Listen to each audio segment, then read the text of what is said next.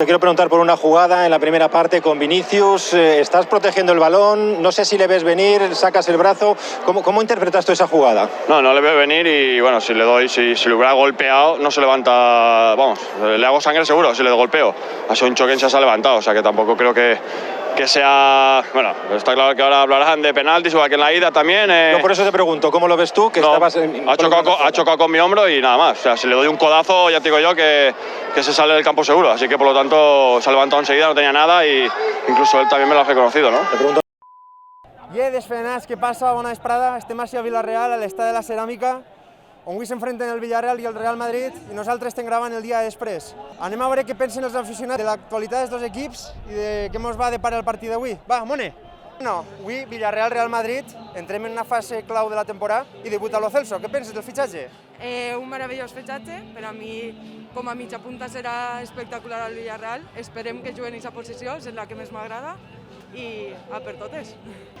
Jo penso que Lo Celso pot aportar molt a l'equip a nivell de jugar, de nivell tàctic, nivell de posicionar el valor, de jugar al joc, però pense que en el joc que juga el Villarreal no sé si acabaria d'encaixar, perquè és un jugador que juga molt de mig centre ofensiu, més que res, i el Villarreal està jugant un sistema de 4-4-2. Jo crec que, però que vaig veure quan jugava al Villarreal i aquestes coses pot aportar bastant, més ofensivament que defensivament, però jo crec que és molt bon fitxatge. També el de Foyt va anar bé del Tottenham, a veure si este també li surt bé. Hoy juegan el Villarreal y el Madrid. Sí. Es una prueba de fuego, se podría decir, antes de la Champions. Madrid juega contra el PSG este martes, creo que es. Este martes. Y el Villarreal contra la Juventus la semana que viene. Sí, sí. ¿Y cómo ves que llegan los dos equipos al partido de hoy? ¿Crees que se lo van a tomar muy en serio? ¿El Madrid está más pensando en el PSG? ¿Cómo lo ves?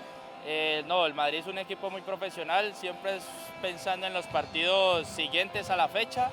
Lo veo muy concentrado en este partido porque ha traído todos sus jugadores, los que van siempre de titulares y esto. Y para el PSG también están totalmente capacitados para jugar ese partido porque también tienen todos los futbolistas a tope ya.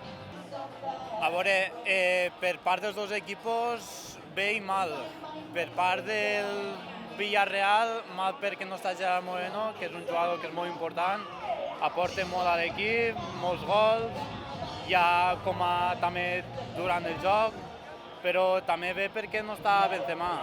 Benzema per a Madrid és un jugador fundamental i ja s'ha vist als anteriors partits de Madrid que si no està Benzema l'equip perd molt gol i ja no en el gol sinó també en el joc.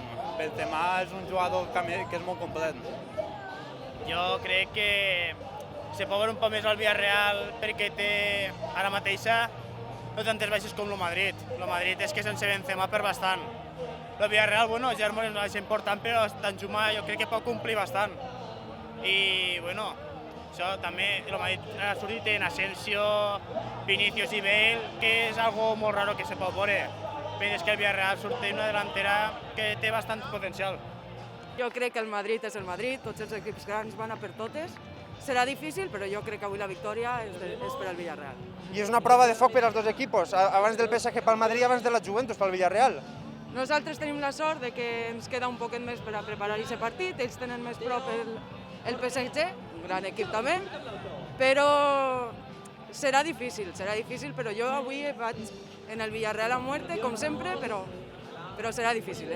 Guai. I els dos noms més sonats podrien ser Danjuma i Vinicius. Tu en què t'hi quedaries en aquests dos jugadors tan elèctrics? Vinicius és gran jugador, però en el coret groguet Danjuma y Chuguece a muerte. Con Vinicius, claro.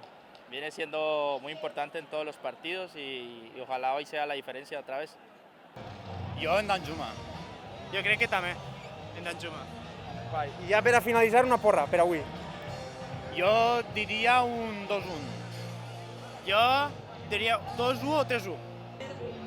Serà difícil, però jo crec que un 3-1, en doble de Danjuma i un golet per a Alfonso Pedraza. 2-0 gana el Madrid. Bé, això és el que opinen els aficionats tant del Villarreal com del Real Madrid. No res, això és el dia després del partit contra el Real Madrid. Vos esperem en els següents vídeos que pugem així al canal de YouTube i també vos convidem a seguir-nos tant en Twitter com en Instagram.